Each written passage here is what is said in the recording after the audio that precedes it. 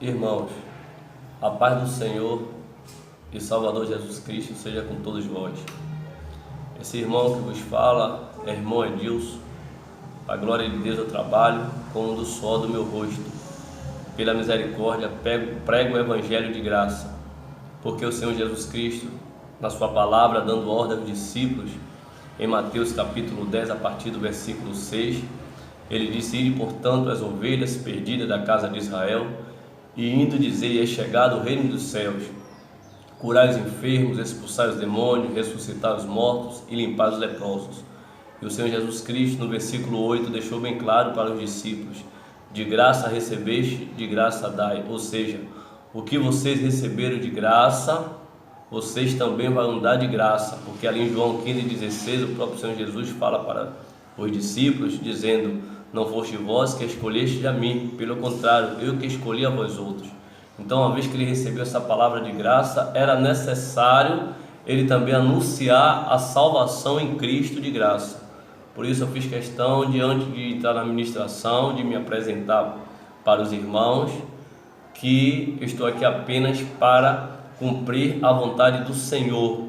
Não tem outro intuito a não ser que os irmãos venham a crescer na graça e no conhecimento do nosso Senhor e Salvador Jesus Cristo, que é o nosso verdadeiro pastor. Porque ele próprio disse em João 10:1: todos quantos vieram antes de mim são ladrões e salteador. E em João 10:26, 27 e 28 ele diz para os escribas e fariseus: vocês não creram, ou melhor dizendo, vocês não creem porque vocês não sois das minhas ovelhas. Mas o 27, 28 e o 29 o Senhor Jesus disse: mas as minhas ovelhas ouvem a minha voz e me seguem, e eu lhes dou a vida eterna e nenhuma delas perecerão. Então o verdadeiro pastor é Cristo, que guia as suas ovelhas em pasto verdejante e em águas tranquilas. Ele diz: eu sou a porta, todo aquele que entrar por mim entrará, sairá e achará pastagem. Então não há outro pastor além de Cristo Jesus, o único que deu a vida pelas ovelhas. Então fiz menção de deixar bem claro que esse irmão que vos prega o evangelho, que vai trazer esta palavra, é irmão Edilson. Eu trabalho como do suor do meu rosto. Não sou ladrão, não sou mercenário e não sou falso profeta. Como ali no livro de Isaías 56, 11 diz que estes cães, falando dos falsos pastores, são cães gulosos que nunca se farta, pastores que nada compreendem, cada um por sua parte, cada um por sua ganância. Então aqueles que não trazem a sã doutrina são mercenários, são falsos profetas. E o que eu vou compartilhar aqui com os irmãos é um texto muito conhecido de 2 Coríntios, capítulo 9, do seu versículo 1, que vai até o 15. E eu vejo muitos pregarem esta passagem bíblica e associar esta passagem para levar dinheiro para os templos deles, porque templo não é igreja. O próprio Senhor Jesus Cristo disse: as portas do inferno não prevalecerão contra a minha igreja. Igreja significa o povo, pessoa, aqueles que aceitaram o sacrifício expiatório de Cristo Jesus na cruz do Calvário. Está lá também em Atos 20, 28, o qual ele comprou pelo teu sangue. Aleluia! Essa é a igreja, o rebanho de Deus. Lá em Salmo 100, 3, ele diz que nos fez povo seu e ovelha do teu pastoreio. Então eu vejo muitos pregando esta mensagem, que se titulam pastores, mas na verdade são mercenários, são falsos profetas, porque eles pregam esse texto, e esse texto na verdade vai cair no bolso do povo, e o povo não busca o entendimento em Deus para ver o que é que o texto está falando. Então eu vejo muitos dizer: não, aqui está falando de oferta, está falando de dinheiro para levar para o templo deles, que eu não vou dizer que isso é igreja, porque não é igreja. O que é igreja é os lavados e remidos no sangue de Cristo Jesus, porque o apóstolo Paulo, ali inspirado pelo Espírito Santo, em 1 Coríntios capítulo 3, do versículo 16 e 17, ele diz: não sabeis vós que sois o templo e habitação do Espírito Santo? Se alguém destruir o templo de Deus, Deus também irá destruir, porque o templo de Deus que sois vós é santo. Então a igreja é aqueles lavados e remidos no sangue de Cristo. O apóstolo Paulo chega a dizer também que Deus não habita em templo feito por mãos humanas. Aleluia, vós sois a habitação de Deus. Então é necessário que para entrarmos no texto venhamos trazer outras passagens que desmascarem a mentira desses falsos profetas concernente a esse texto. E diante desse texto, um texto que eles gostam muito, porque eles pegam um texto, conseguem distorcer, né, o contexto do texto, para que haja uma lavagem cerebral na vida do povo, e o povo não venha examinar as escrituras e seja ludibriado e enganado, o qual que ele fala no versículo 6, esses falsos profetas diz: e digo isto, que o que semeia pouco também se fará pouco, e o que semeia em abundância também se fará.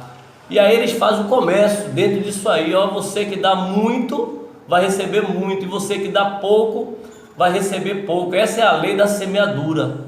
Então eu vou mostrar aos irmãos aqui dentro das escrituras que esse texto não tem nada a ver com essa ladroagem desses mercenários, desses falsos profetas, que nós temos visto aí claramente, eles aí na televisão, como o Valdomiro Santiago, que é do poder, da Mundial do Poder das Trevas, como o Edir Macedo, que é da Universal do Reino das Trevas, como Silas Malafaia, outro mercenário falso profeta, que ele fala muito desta passagem, Marco Feliciano e toda essa corja de ladrão que tem assim distorcido o que a palavra fala. E eles dizem que é teólogo, eles dizem que é isso e aquilo, mas louvado seja Deus, que Deus diz que ele pega as coisas loucas deste mundo para confundir as sábias, e ele pega os que não são para confundir os que são.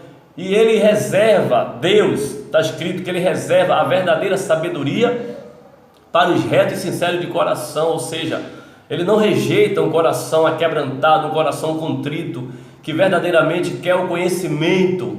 Ele então abre o entendimento, ele revela a sua palavra a esses.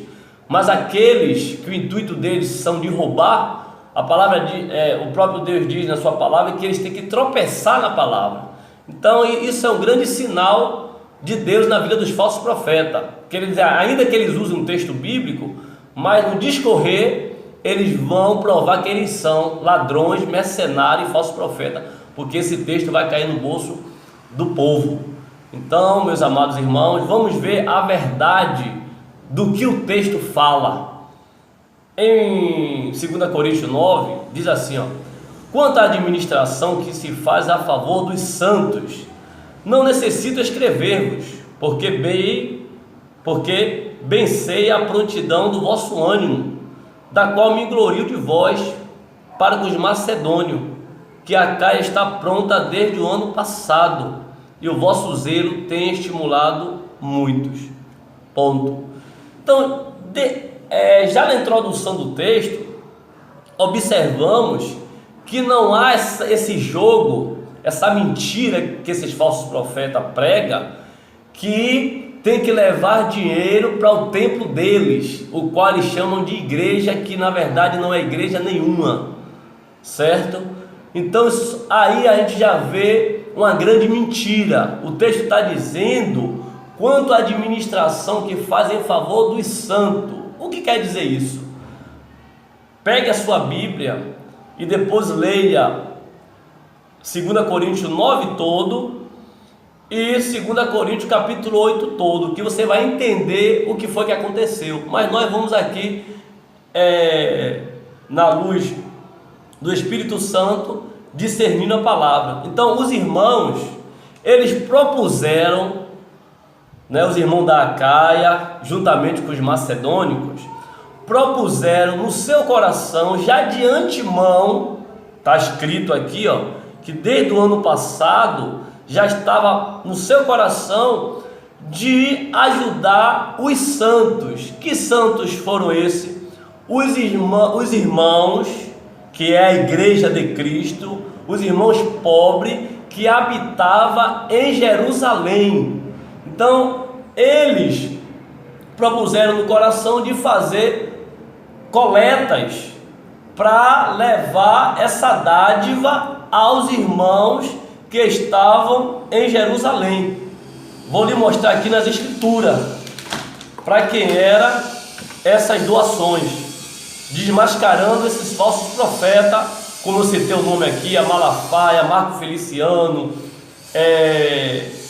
Valdomiro Santiago, Macedo, e toda essa corja de ladrão que tem comercializado a palavra de Deus para recursos próprios, porque uma vez que fala do comércio, já fala que é recurso próprio para eles, certo?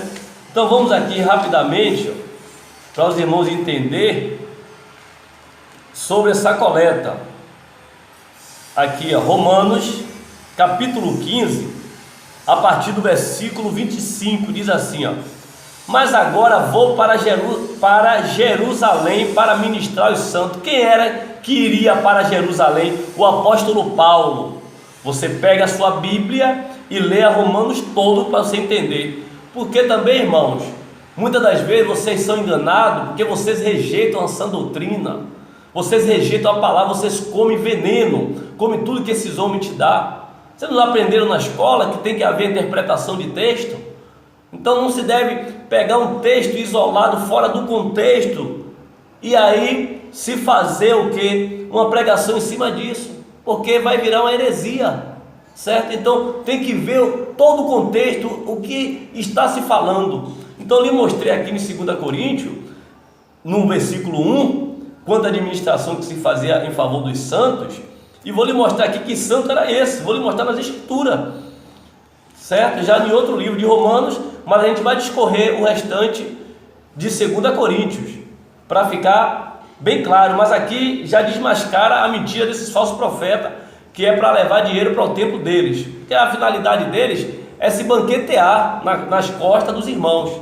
Então que vocês abram o olho e parem de sustentar esses falsos profetas. Eu costumo dizer, só há o traficante, porque existe quem compra droga, e só há esses comércio, porque quem há que sustente esses mercenários, certo? Mas vamos ver aqui na palavra Romanos 15, 25. Mas agora vou a Jerusalém para ministrar os santos, que é o apóstolo Paulo, porque pareceu bem a Macedônia e a Caia fazerem uma coleta para os pobres dentre os santos que estão em Jerusalém.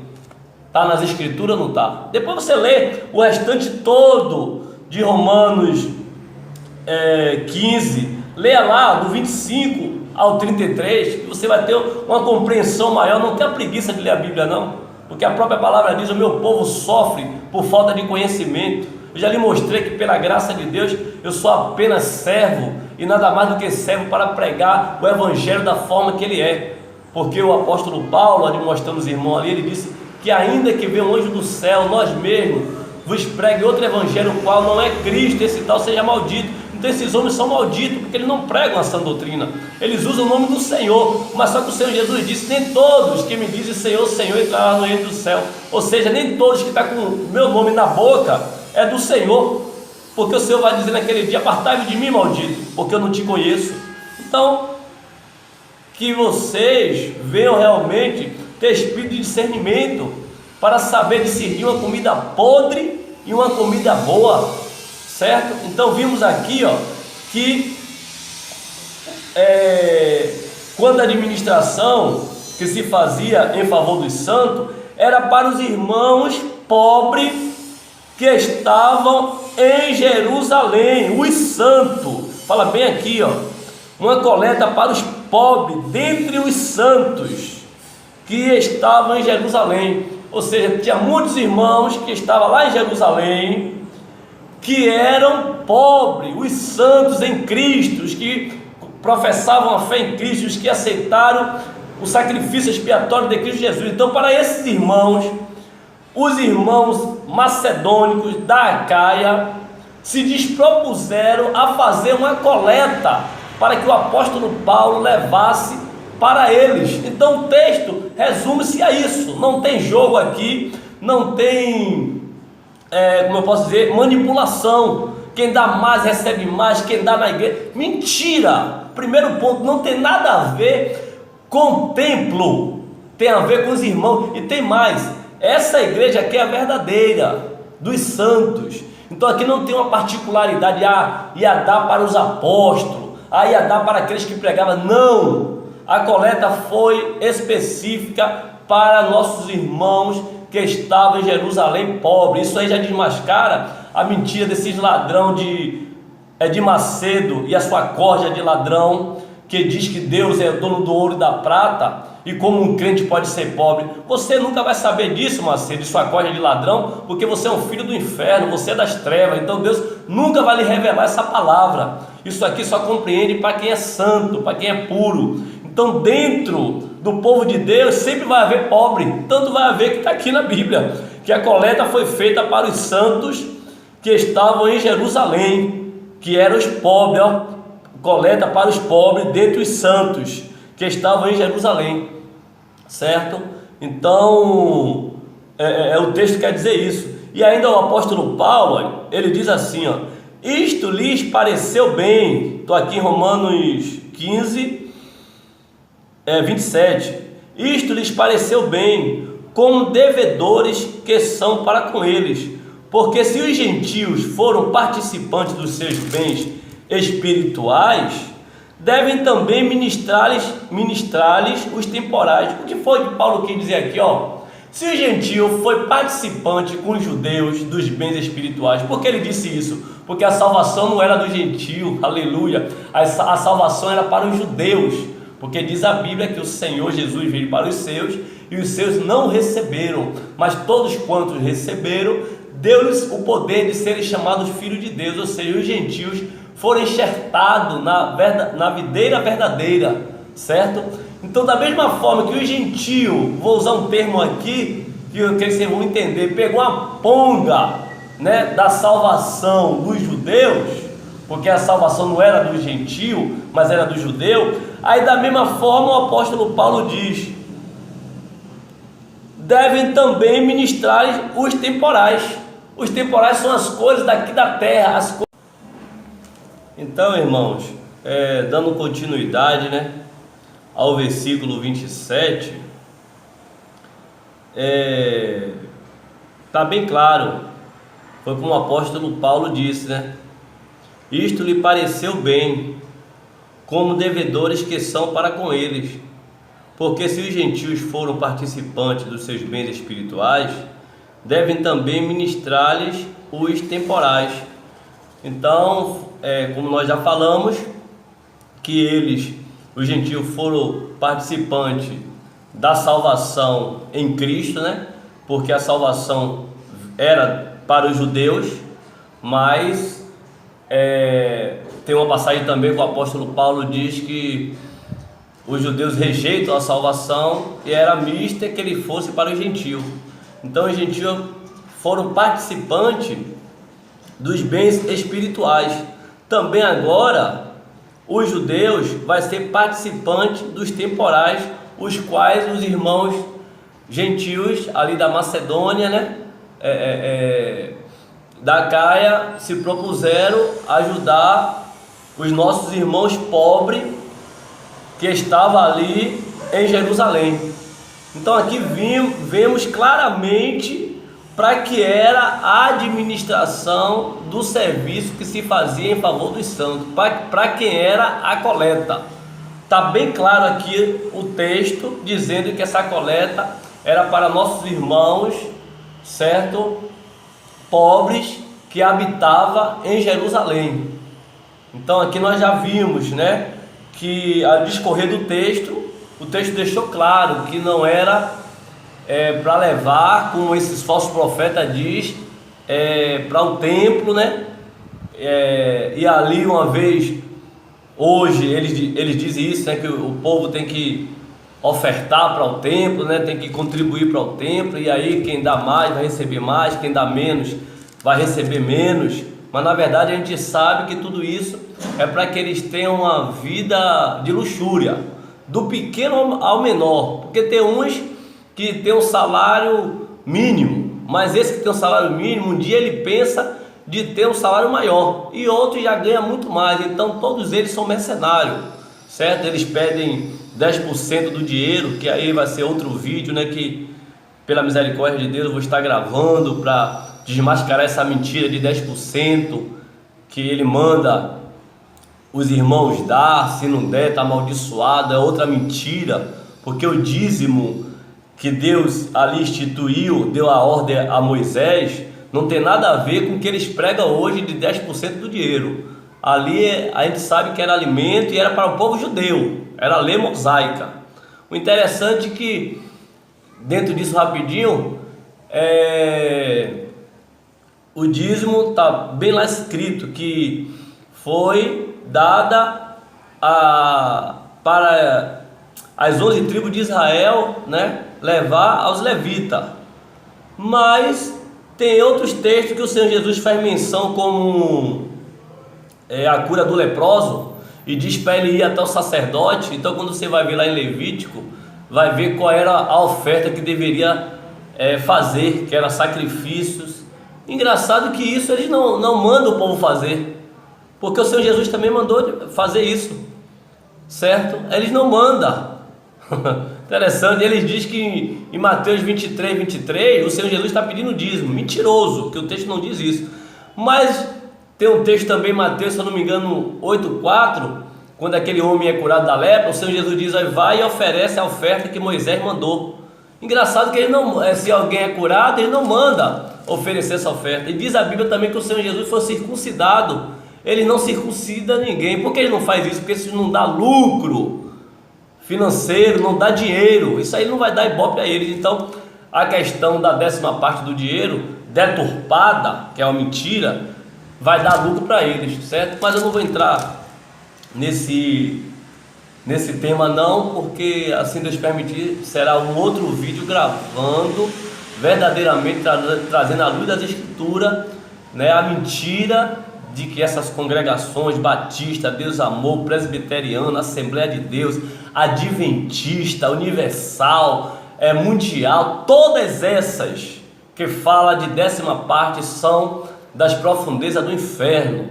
Não tem nada a ver com o evangelho de Cristo. Eles anulam a graça de Cristo. Isso é Bíblia. Agora temos que ler. Agora vamos voltar ao texto o qual nós estamos aqui dissecando, de 2 Coríntios, certo?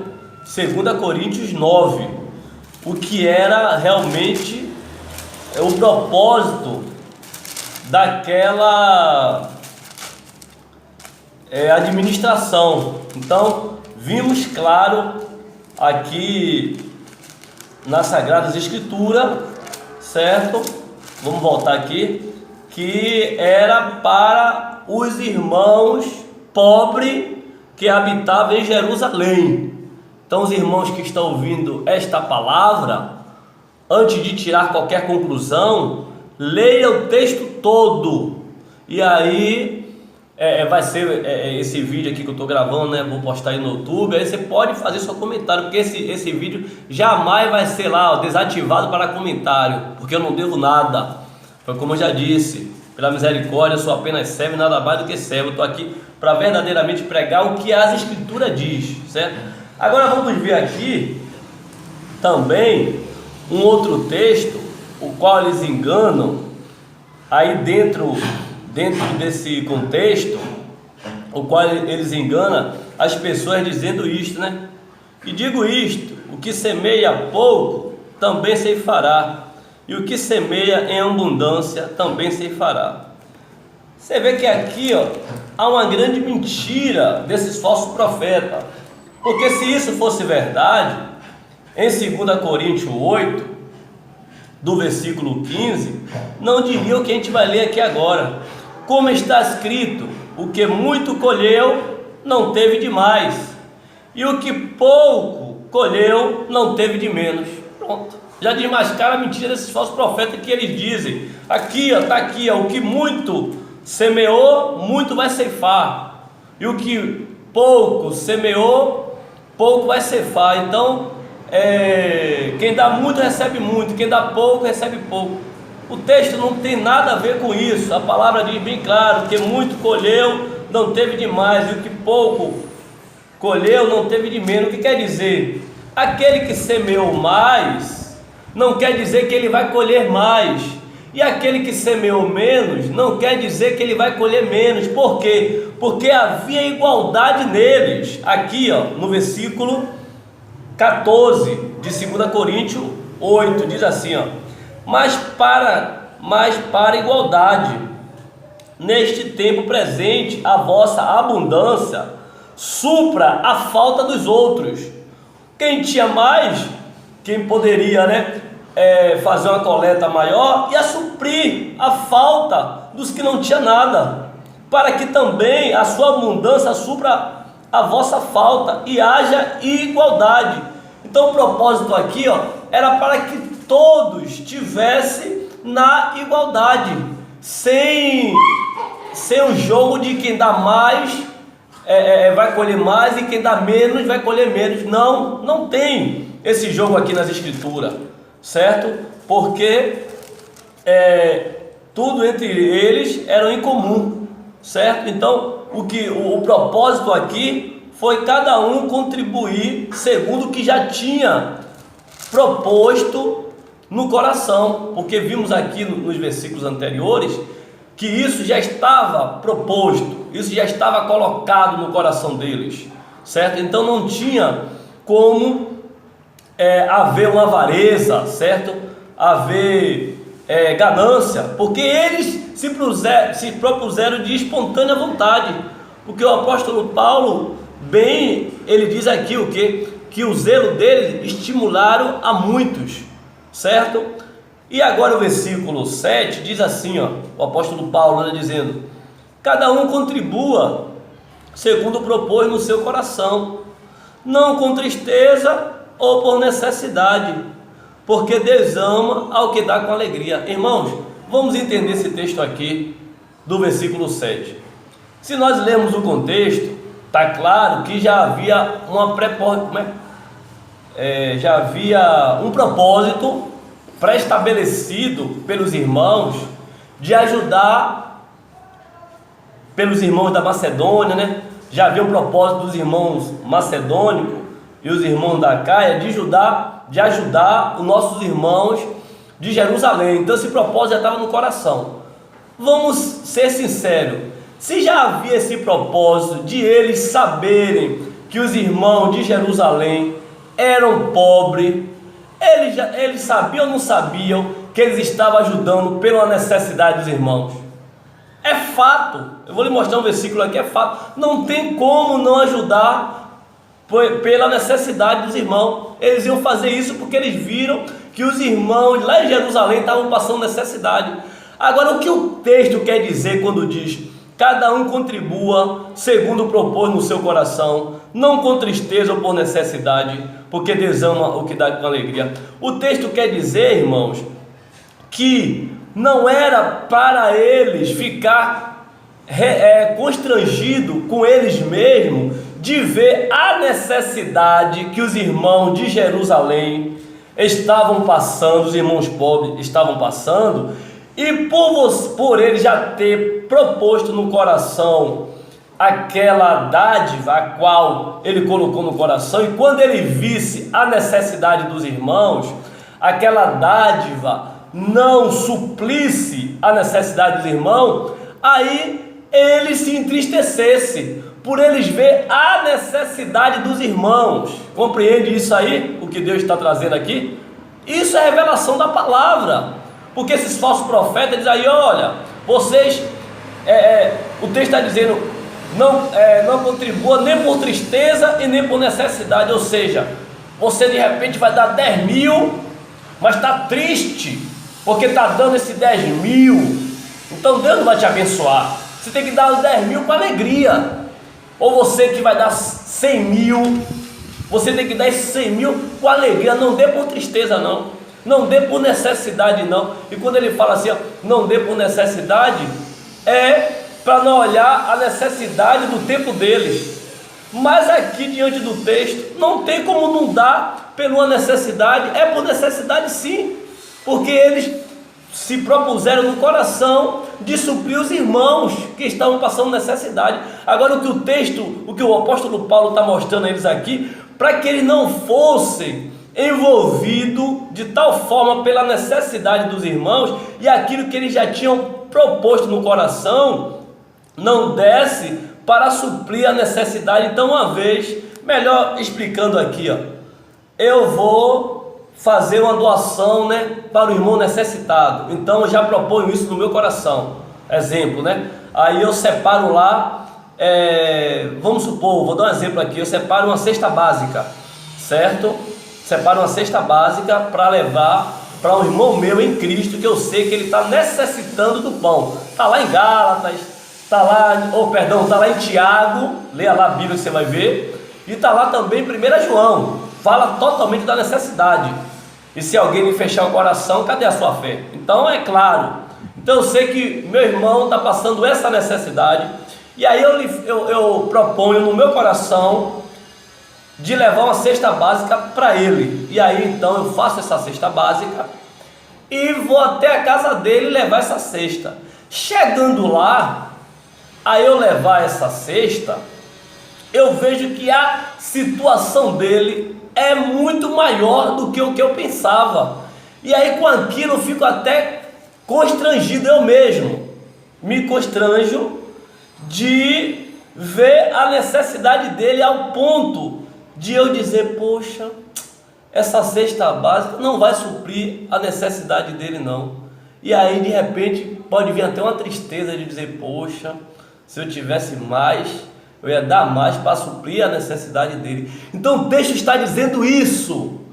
O apóstolo Paulo, inspirado pelo Espírito Santo, está dizendo aos irmãos, olha, não fique triste, não se deixe envolver pela necessidade dos irmãos, porque da sua coleta que você propõe no coração, de achar que não dá para suprir a necessidade deles, por a necessidade deles ser maior do que até mesmo do que você pensava. Então é isso que o texto está dizendo. Aí o apóstolo Paulo, inspirado pelo Espírito Santo, diz, não, contribua sim com aquilo que você já propôs no coração, porque isso vai suprir a necessidade deles e vai redundar em graça. Então Paulo anima os irmãos que Deus ama aquele que dá com alegria. Ou seja, vocês não já propuseram no coração de ajudar os irmãos, tanto vocês da Acaia, como os da Macedônia, não já propuseram de levar essa doação, essa coleta, para os irmãos de Jerusalém? Então faça isso, continue da mesma prontidão que houve desde o início. Agora, na hora do entregar, continue com esta mesma prontidão, não se entristeça não, e não veja a necessidade do ponto que o que vocês separaram não venha suprir. Tanto é que o texto mais à frente, isso aqui não é heresia não, isso aqui é revelação da parte de Deus. Foi como eu falei aos irmãos, Deus só revela a sua palavra aos seus, mas aqueles que são astutos, Deus oculta. Veja aí se algum deles já pregaram sobre isso. Nunca. Ele só diz aqui, nem por tristeza, nem por necessidade. Eles interpretam isso como que a pessoa está doando com ganância, por avareza. Não, o texto não está falando nada disso, porque eles já tinham proposto, ou seja, de antemão, já estavam pré-determinados por eles de fazer essa coleta. Agora chegou o dia de eles entregar. Foi como Paulo disse, que haja agora a prontidão, que haja agora o efetuar, que já houve o querer, agora que haja o efetuar. Leia o texto todo que vocês irão entender, certo?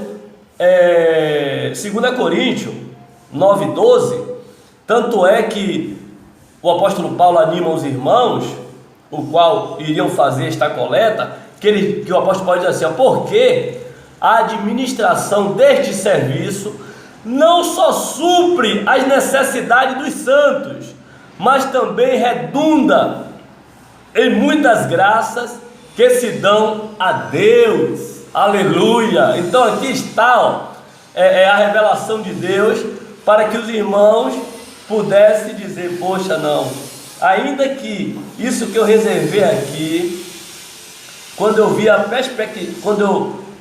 perspectiva deles lá, que a necessidade deles é maior do que o que eu reservei, e com isso não é para eu ficar triste, não é para eu olhar essa necessidade deles e dar até triste, no sentido que poderia se eu dar mais, mas eu não tenho, eu só tenho essa parte. Os que têm mais, dê mais, mas cada um dá segundo o que propusera no seu coração. Então, uma vez que o texto do versículo 12 diz que o que eles deram não só supriram as necessidades dos santos, mas também redundou em muitas graças que se dão a Deus. Ou seja, eles agora ficaram alegres de entender que o que eles separou foi, como eu fiz a comparação aqui comigo. De repente, agora já olhando pelo lado do que Deus coloca no coração do seu filho, de eu ir fazer uma doação para um irmão meu que está passando uma necessidade, e como eu dei um exemplo, que aquela cesta básica que eu vou levar, ela, quando eu chegar lá, eu de repente queira me entristecer por a necessidade dele ser maior, Deus me anima na sua palavra dizendo: não, você fez segundo o que você propôs no seu coração, mas o que você fez foi com amor, foi com alegria. Então eu vou suprir a necessidade dele com essa doação que você doou, ainda que aos teus olhos você veja que ele precisa de mais. E isso na sua vida vai lhe redundar em graças. Então, meu irmão, aqui está a verdade do texto, certo?